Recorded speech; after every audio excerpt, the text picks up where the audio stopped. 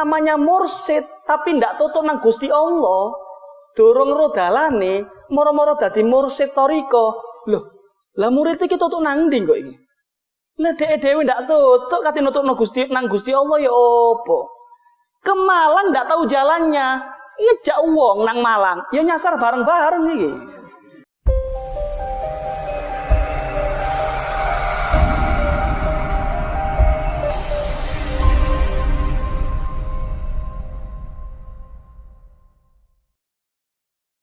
Assalamualaikum warahmatullahi wabarakatuh. Bismillahirrahmanirrahim. Alhamdulillahirabbil alamin wa bihi nasta'in ala umuri dunya waddin. Wa sallallahu wa sallam ala sayidina Muhammadin khatamin nabiyyin wa ala alihi wa sahbihi ajma'in.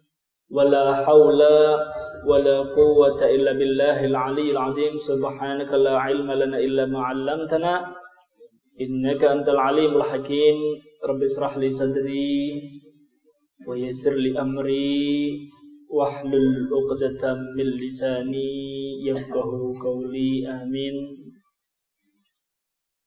Bismillahirrahmanirrahim. Qala al-musannif rahimahullah wa nafa'ana bihi wa bi'ulumihi fid dharain. Amin. Ayyuhal walad, qad alimta min hatainil hikayataini annaka la tahtaj ila taksiril ilmi. Wal an ubayyinu laka ma yajibu ala saliki sabilil haq. Beliau Imam Ghazali mengatakan kepada muridnya, wahai muridku, wahai anakku, telah kamu ketahui dari dua cerita ini, maka kamu tidak butuh kepada banyaknya ilmu. Kita, kata Imam Ghazali, kalau ingin menjadi orang yang dicintai oleh Allah, kepingin mendapatkan ridhonya Allah, ndak harus jadi kiai, ndak harus alim, ndak. Punya ilmu sedikit, tapi diamalkan, itu lebih baik daripada banyak, tapi ndak diamalkan.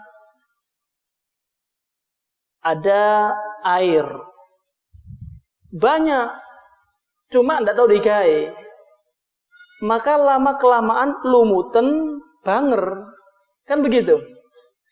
Tapi kalau ilmu air sedikit cuma dipakai terus-terusan, habis pakai, seger airnya. Begitu juga ilmu. Anda ngaji, mondok tahunan, gawe kitab ratusan, baca kitab ribuan, cuma tidak diamalkan, percuma. Tidak mungkin dapat ridhonya Allah Ta'ala. Bahkan dia bisa menjadi orang yang paling jauh daripada Allah gara-gara ilmunya. Man zada ilman walam yasdad hudan lam yasdad minallahi illa bu'da. Nabi SAW bersabda, siapa orang yang bertambah ilmu tapi tidak tambah parek nang Gusti Allah, enggak tambah nyedek nang Gusti Allah, maka ilmu tersebut tidak akan menambah kepada Allah kecuali tambah jauh dari Allah. Tambah hati ke Gusti Allah. Bahaya. Asyaddun nasi adaban yaumal qiyamah alimun lam yanfa'hullahu bi'ilmi. Orang yang paling pedih adabnya nanti di akhirat itu adalah orang yang alim, yang pinter ilmu agama, tapi Allah tidak memberi manfaat dalam ilmunya. Artinya dua ilmu tapi tidak diamalno. Ini orang paling pedih adabnya nanti di akhirat. Karena itu Anda pengajian bukan untuk duduk-duduk aja, bukan. Anda pengajian di sini selain untuk membersihkan hati berkat sholawat kepada Nabi Muhammad, dirungokno ilmu yang sedikit pulang ajaran anai. Ini manfaat ini ilmu. Bukan keluar metu dorong tutu omain, jopo hilang ilmu nih. Terus iki jenengan kok ngenten terus sampai tua ya nanti ilmu manfaat jenengan. Ilmu laduni itu perlu Anda ketahui. Orang dapat ilmu laduni itu bukan gara-gara mentang-mentang belajar enggak. Gara-gara sedikit ilmu tapi diamalkan. Itu yang menyebabkan orang dapat ilmu laduni. Titik amal loh.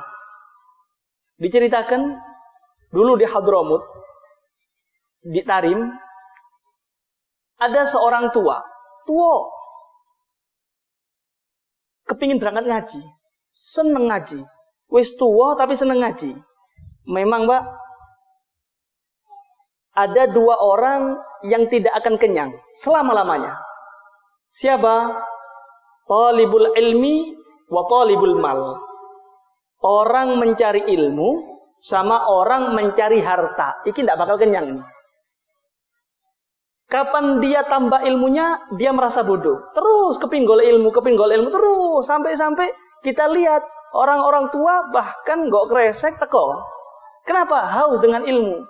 Begitu juga orang yang haus dengan harta. Antuk duit 1 miliar. Lego, turun. Kepingin 2 miliar. Sampai diinfus itu loh, wis transaksi. Iki satang-atang di rumah sakit, telepon-teleponan. Kenapa? Bingung sudah dengan harta. Dua orang ini tidak bakal kenyang. Pencari ilmu dan pencari harta. Nah, di Hadramut ada orang tua sering hadir pengajian. Dulu Pak, kendaraan tidak ada. Anda bayangkan, di Hadramut itu sanes kok winongan seger ngenten. Di sana panas, gersang. Diantar sama cucunya, perempuan. Diantar, minggu pertama diantar. Diletakkan, cucu perempuannya nunggu di luar. Tidak mau bareng sama laki-laki. Nunggu di luar. Tapi pengajiannya kedengeran. Waktu itu membahas tata cara qada'il hajah. Tata cara qada'il hajah. Caranya kencing bagaimana, caranya BAB bagaimana, diajarkan. Didengarkan sama anak perempuan ini. Minggu depan ketika mau nganter kakeknya belajar, diantar kebelet ngoyo. Mbah iki kebelet ngoyo. Maka dikatakan oleh cucunya, bentar Mbah, tunggu sebentar. Cari tempat ada tanah agak keras, ditumbuk dan genjur.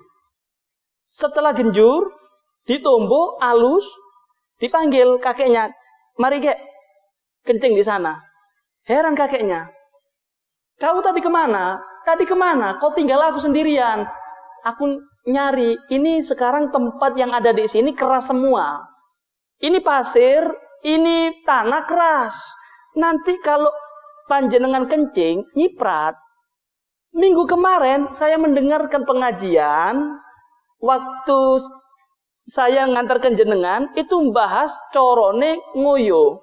Kalau kencing, itu tumbuhin dulu. Kan gitu ya? Ditumbuk dulu, biar tidak keras, biar kencingnya tidak nyiprat. Nah, tadi aku cari tempat yang aman buat jenengan. Tahukah Anda? Setelah kencing, langsung mulai. Tidak tekonang pengajian. Bingung ini cucunya. Loh bentar lagi itu loh. Itu musola. Kok tidak ngaji? Sudah cukup. Ilmu yang kamu dapat minggu kemarin, kita amalkan sekarang, cukup sudah. Jenengan, pirang tahun di pengajian. Coba mikir, panjenengan berapa kali hadir pengajian? Ada yang di sana. Ada enggak? Ilmu sing mancep nang akalin jenengan, kemudian jenengan praktekkan. Ini PR buat kita ya, PR ini. Bukan dibuat pengajian kepingin be-bean. Wah, kesing hadir, seneng. Nggak. Diadakan pengajian biar berubah. Biar kita ini ada bedanya dengan binatang. Iya. Binatang itu tidak dikasih akal sama Allah Ta'ala. Karena itu nggak ono ceritane wedhus dadi dokter, nggak ono. Nah, kita dibedakan sama Allah Ta'ala. Anda diberi akal. Untuk apa? Mikir ilmu. Oh, coron Nabi Muhammad lek ati ngoyo lungguh dime. Duduk. Untuk apa? Bedakan sama kambing. Lek kambing ngadeg. Kan begitu. Oh, kalau kencing singitan dime. Untuk apa? Bedakan ambek jaran. Lek jaran langsung tembok diuyui. Nah, lek ono tiyang ngoyone ngadeg nang tembok, apa beda ambek jaran? Kan begitu. Nah, ini perbedaan kita sama binatang. Apa? Akal, dan Anda diperintahkan oleh Allah Ta'ala untuk mencari ilmu. Imam Ghazali menasihati kepada kita, anakku, wahai muridku, Anda hidup di dunia untuk mendapatkan ridhonya Allah Ta'ala gampang. Nggak harus banyak-banyak ilmu. Sedikit tapi Anda amalkan, itu yang menyebabkan Anda mendapatkan ridhonya Allah Ta'ala. I'lam annahu yanbaghi lisalik syekhun mursyidun murabbin liyukhrijal akhlaqa sayyi'a minhu bitarbiyatihi wa yaj'al makanaha khuluqan hasana. Beliau menasihati lagi, kalau orang cari ilmu itu kan butuh pembimbing ya, butuh ustadz, butuh kiai, butuh. Imam Ghazali nasihati, ketahuilah, wajib, harus bagi orang as-salik. Salik itu orang yang menempuh untuk mendapatkan ridhonya Allah Ta'ala. Harus apa? Syekhun mursidun murabbin. Harus ada guru, mursid, murabbi. Ini harus ada ini. Untuk apa? Untuk mengeluarkan kotoran-kotoran yang ada dalam hati kita. Itu pentingnya guru. Kalau jenengan belajar di Mbah Google, nggak ngerti penyakit. Akhirnya nanti nalarnya yang main. Menurut saya, kok kayak gini ya? Loh, sopo nurut jenengan? Nggak usah nurut. Kita nurut ulama. Karena itu perlu, kata Imam Ghazali, kalau Anda ingin mendapatkan ridhonya Allah Ta'ala, kalau Anda ingin dekat dengan Allah Ta'ala, salik menempuh jalannya Nabi Muhammad SAW, itu butuh pembimbing, butuh mursyid, butuh murabbi. Tujuannya untuk nuntun jenengan nang dalane. Nah, mursyid ini Pak, zaman sekarang nih abal-abal. Ya. Mursyid itu kalau sudah dikatakan mursyid itu al-arif billah. Kalau sudah ada titel mursyid itu adalah orang yang ilmunya luas, sudah menguasai ilmu zahir batin, dan dia sudah wasil ilallah. Dia sudah sampai kepada Allah dan musil, bisa menyampaikan muridnya kepada Allah. Itu mursyid. Itu mursyid. Nih, contoh. Saya tahu jalan ke Malang, saya tahu. Ini saya namanya mursyid. Ketika Anda ngikut saya, Beb, tolong Beb, tutukno kulo nang Malang. Ayo anterno. Saya tahu. Lewat warung dawa, menggok kiri. Nah, ini namanya mursyid yang nunjukkan jalan. Lah kalau namanya mursyid tapi ndak tutuk nang Gusti Allah, dorong rodalane, moro-moro dadi mursyid toriko. Loh, lah murid iki tutuk nang ndi kok iki? Lah dhek dhewe ndak tutuk kate nutukno Gusti nang Gusti Allah ya opo? Ke Malang ndak tahu jalannya, ngejak wong nang Malang, ya nyasar bareng-bareng iki. Ini perlu mursyid itu harus al-arif billah. Mursyidut toriko itu orang yang alim. Orang yang menguasai segala ilmu, zahir batin, dia sudah sampai kepada Allah dan dia mampu untuk menyampaikan muridnya kepada Allah Subhanahu wa taala. Ini baru mursyid, ini yang harus dipegangi. Nah, mursyid itu macam-macam. Kadang antar murid itu beda-beda. Beda-beda amalnya, tergantung hati. Nanti dilihat oh ini hatinya bersih. Wes sholawat ping 10 cukup. Dilihat, oh iki rada rusuh. 100 kali sehari. Macam-macam mursyid itu. Kenapa? Tahu. Dia tahu dengan isi hati daripada murid-muridnya. Untuk apa? Ya untuk menyampaikan muridnya kepada Allah. Nah, perlu. Ndak harus belajar dewe. Buka kitab, dipahami dewe-dewe. Iki koyoke kok ngene ya, sing bener kok ngene. Lho enake. Koyoke. Ilmu agama koyoke. Lah terus nang ndi jenengan? Nah, Imam Ghazali mengingatkan kepada kita, Anda, wahai muridku, kalau Anda ingin dekat dengan Allah, kepingin sampai kepada Allah, cari guru mursyid, guru yang bisa membimbing. Nah, kemudian Imam Ghazali melanjutkan, gimana sih? Syarat daripada mursyid itu bagaimana? Biar kita tidak ketipu ya. Mursyid itu ya apa sih? Yang dikatakan syekh mursyid itu bagaimana? Nih, Imam Ghazali ngasih isyarat. Wa syartus syekh alladhi yasluhu ayyakuna naiban li Rasulillah sallallahu alaihi wasallam ayyakuna aliman. Walakin la kullu alimin yasluhu lil khilafah. Syarat pertama, dia harus menjadi orang yang alim. Ngerti hadis, ngerti tafsir, ngerti segalanya dah. Ngerti.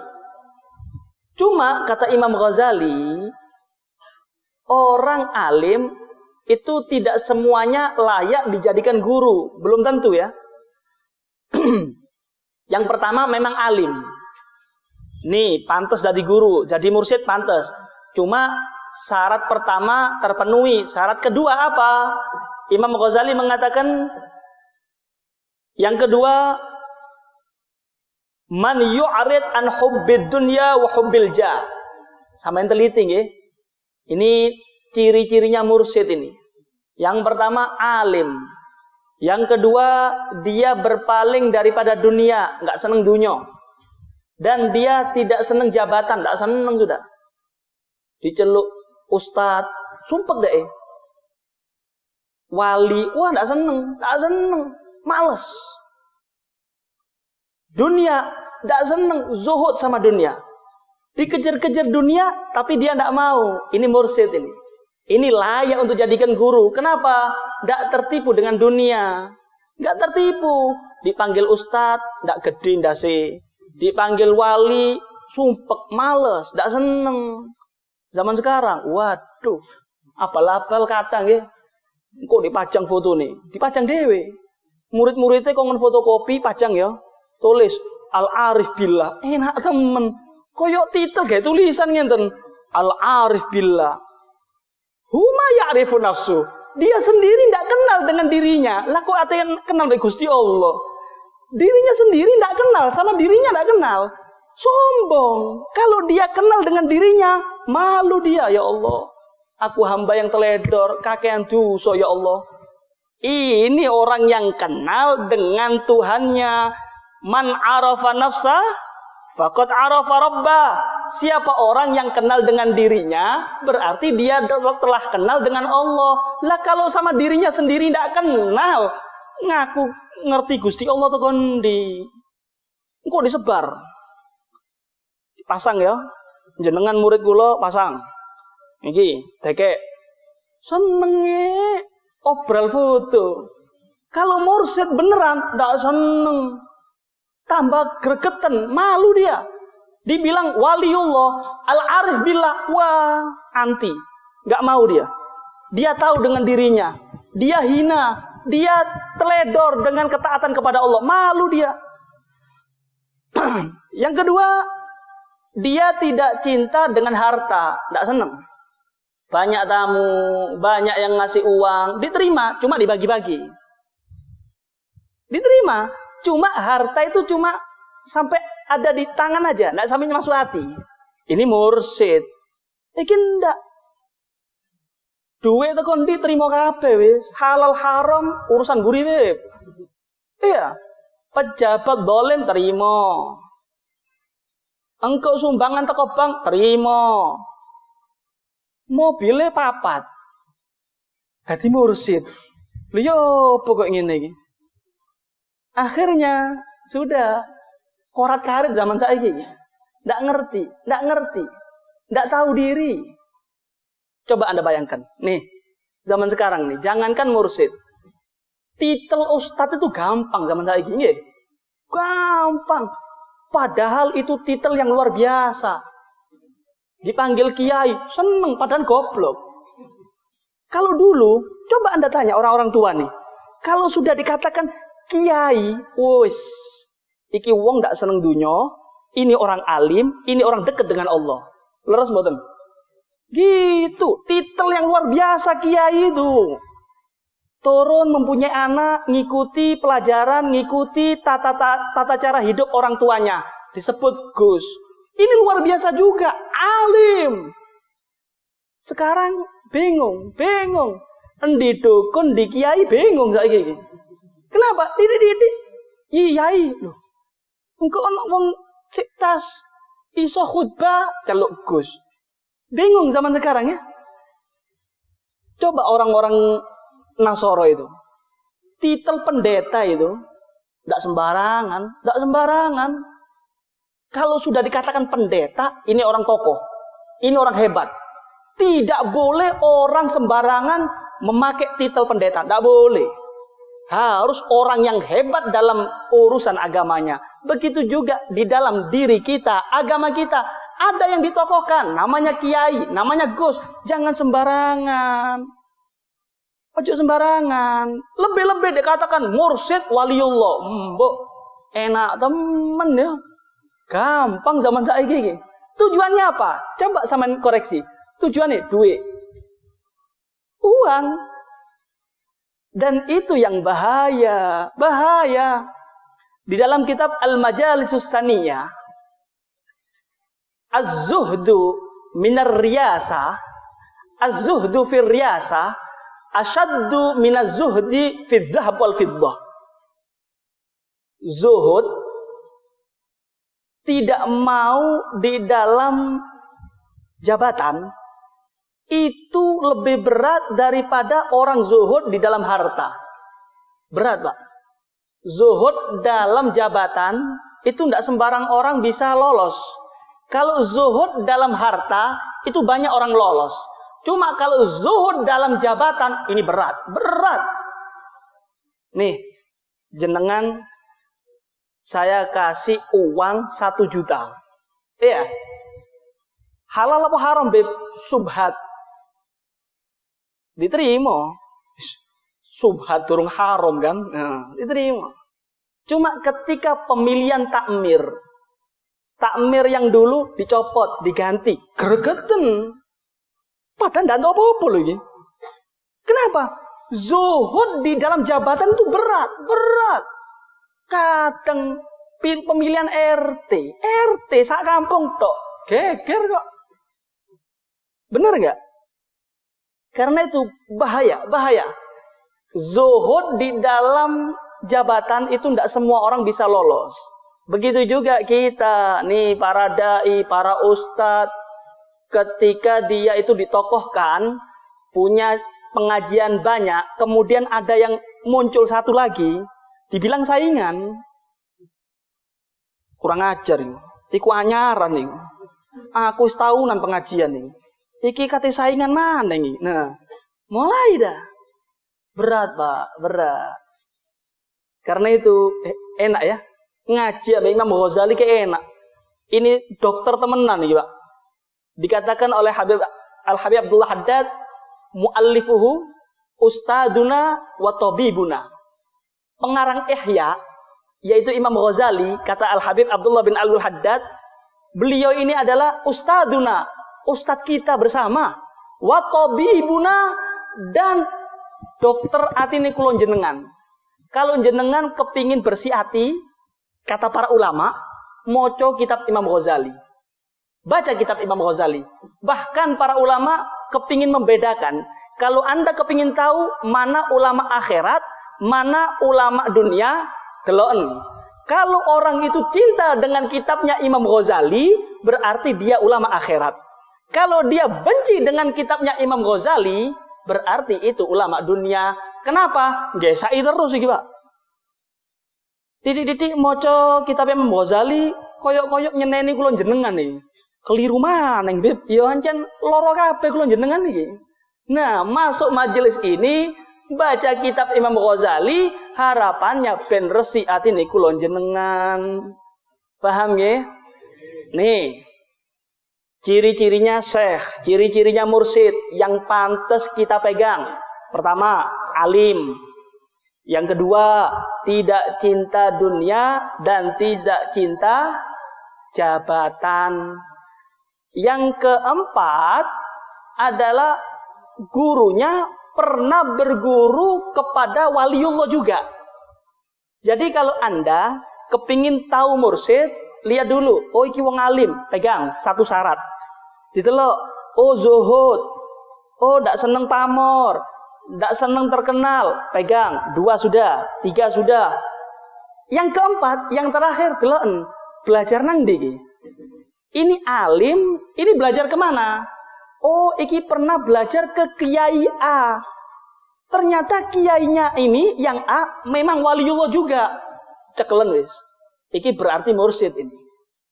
Kalau didelok alim, tekan di Mbah Google wis buangen wis. Alim pep bah wis. Ba alim ba apa sakarepe. Pokoke ndak duwe guru sing nyambung nang Rasulullah aja cekel. Paham ya? Naam. Ini panjang lebar, Pak. Masalah mursyid ini panjang lebar.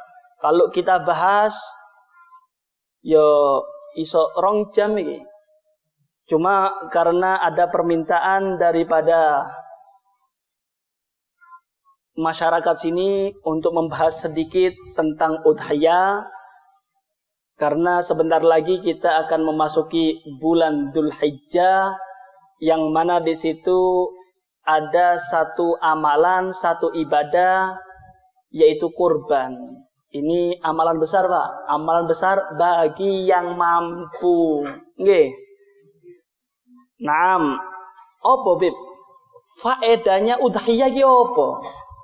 Faedahnya orang kurban itu apa sih? Apa yang kita dapatkan, Bib? Saya nyelengi, Bib, sampai urunan nih. Terus sing tak antukno iki apa? Apa yang aku dapatkan daripada korbanku? Nabi SAW pernah ditanya oleh salah satu sahabat, ya Rasulullah, ma hadil adhahi?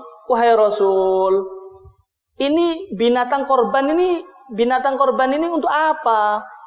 Ini ritual apa ini? Ini ibadah anyaran tadi. Maka Nabi Muhammad SAW menjawab, hadihi sunnatu abikum Ibrahim.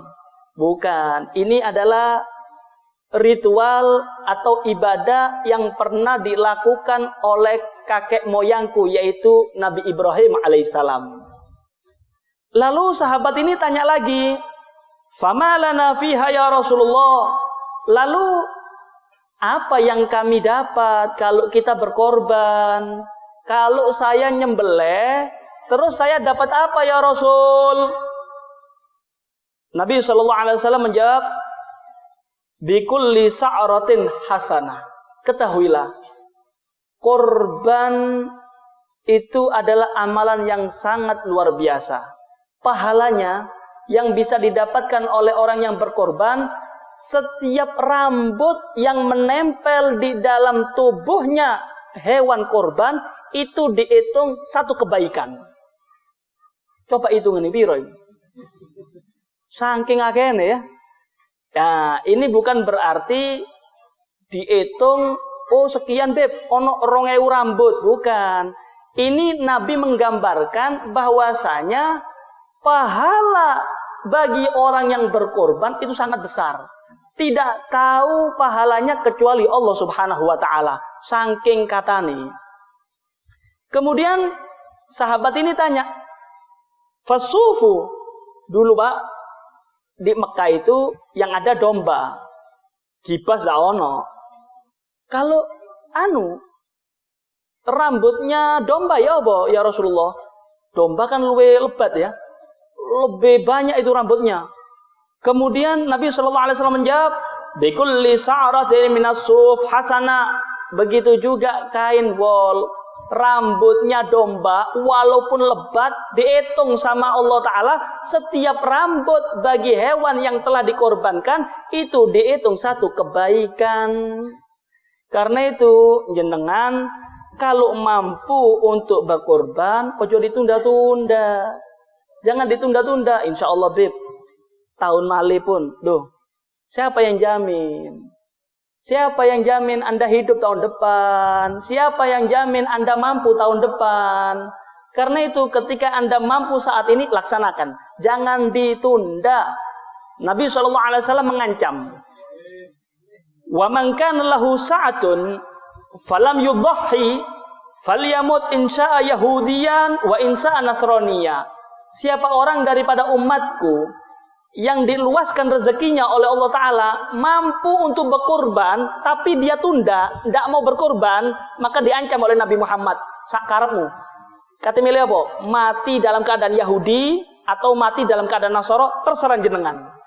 Artinya, orang yang tidak mau berkorban, padahal dia mampu, ditakutkan matinya su'ul khotimah. Elek Pak, kalau sudah su'ul khotimah ini, sudah amal-amal kita yang terdahulu sudah dinilai sama Allah Ta'ala. Kita ini dinilai sama Allah Ta'ala, akhirnya itu apa? Kalau akhirnya bagus, husnul khotimah, diterima kabeh wis amale. Tapi sebaliknya, jenengan haji pentahun, umroh penulan, kemudian ziarah wali songo, tiap bulan miliaran, ribuan masjid yang dibangun, tapi akhirnya closingnya kok elek, kok su'ul khotimah, hangus semua. Ini yang ditakutkan oleh para wali, elek akhirnya. Nah, untuk mencegah daripada su'ul khotimah, kalau Anda mampu untuk berkorban, jangan ditunda. Kenapa? Orang yang menunda berkorban dapat ancaman dari Nabi Muhammad SAW. Karena itu mudah-mudahan kita semua diberi kemampuan oleh Allah Ta'ala untuk berkorban tiap tahun. Mudah-mudahan yang belum bisa berkorban, Allah beri niat, Allah beri pahala niat di dalam hatinya, agar kita bisa mendapatkan pahalanya orang berkorban. Mudah-mudahan kita semua bubar dari majelis ini, dosa-dosa kita dilebur oleh Allah Subhanahu wa Ta'ala. Amin ya rabbal alamin. Wa hada minni, wassalamualaikum warahmatullahi wabarakatuh.